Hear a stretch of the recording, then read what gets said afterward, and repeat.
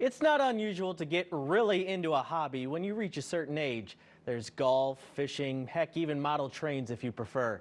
But Brighton, Illinois resident Sandy Sandford likes a bit more adrenaline in his hobbies, and nothing is going to slow him down. The Tale of the Sandman is tonight's Spotlight story. When Sandy Sandford's Spurs come to town, you're in for a show. The 67-year-old Army veteran has taken those Spurs near and far to pursue his passion. That passion is bull riding. And it has been in his blood for a long, long time. 14, 15 years old, got invited to a small amateur rodeo. I went, got on it, scared to death. Heart going about 150 miles an hour. It bucked about 3 bucks, 3 jumps out. It went one way and I went the other way. And it was just stuck in me then. You're grabbing onto something that weighs anywhere between 1,500 and 3,000 pounds, and it's like a stick of dynamite going off in your hand. The best thing I can put it is like dancing with a crazy woman. But on the back of a 2,500-pound bull, things can often get a bit sideways. Like one time back in Sandy's 20s. And I got a horn in my jaw, I got a horn in my back, broke my wrist. There's a hole in my jaw. Got rushed to the hospital, they put a patch, they put a plug, what they call a plug in there, sewed it in, and I had to go back to the hospital for like 8 weeks in a row. A lot of people would quit after that. You didn't? No, I went and ended up riding in San Antonio, Texas. 6 weeks later, a friend of mine had to take a razor blade and cut the skin on my eye, so my eye would open up enough for me to see. I made the ride. Here we go, Sandy. Sandy currently rides on the world's senior professional bull rider circuit, where at 67, he is the oldest rider on his tour, which makes him perhaps the oldest bull rider in the country. Oh yeah, he's also 6th in the world in his division. I've had a streak where I rode 14 bulls in a row before I got thrown this year. You go in and draw one, you have no idea what you're gonna get, and you do your best to make the dance. We've traveled all 24 hours for an 8-second ride, all the way to the bottom of Texas, all the way back up here, 24 hours driving for an 8-second ride. It took me 2 seconds to go from the bleachers all the way around to the chute where he was at, being knocked out one day. I was a wreck. Yeah. So yes, them 8 seconds are a lot.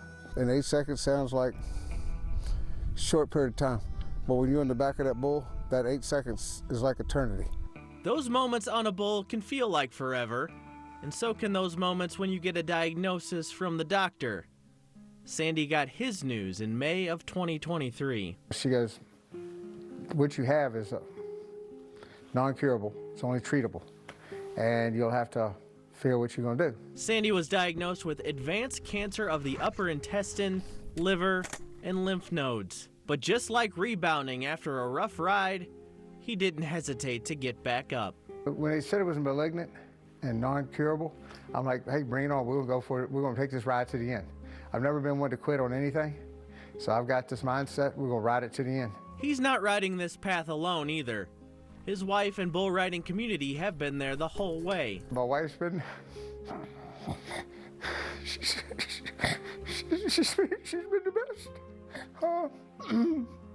The guys on the rodeo circuit, I mean, they'll tell you, when I got to where I couldn't stand, like the sun would knock me out that quick.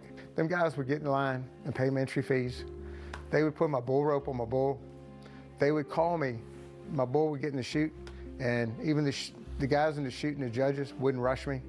I would get in there, take my time, do whatever I had to do, and make my rides. All right, come on, Sandy Sandford, get a hold with them feet. Keep lifting, keep hustling, keep trying, yes, sir. Yes, you heard that right.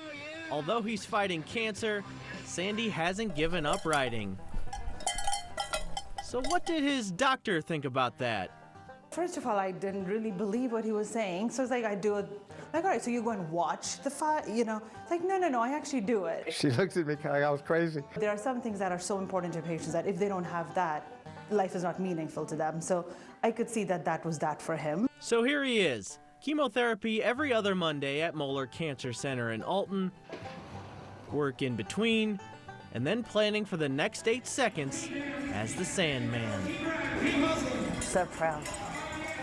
Chemo strong, cancer strong. Lots of prayers, lots of faith, lots of hope. The man upstairs is going to take care of you. So don't stop. Keep going forward. I mean, that's been my motto. She'll tell you that's my motto forever.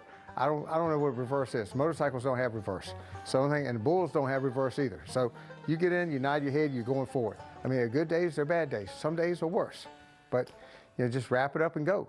For us and for honestly patients who are in his shoes, a great example of how you can have a life-changing diagnosis, but live your life and enjoy your life to the fullest every day. Yeah, I got cancer. I got chemo treatments, but I'm not giving up on anything. I'm gonna keep pushing it and pushing it and pushing it till the end. And it's just not my blood to give up.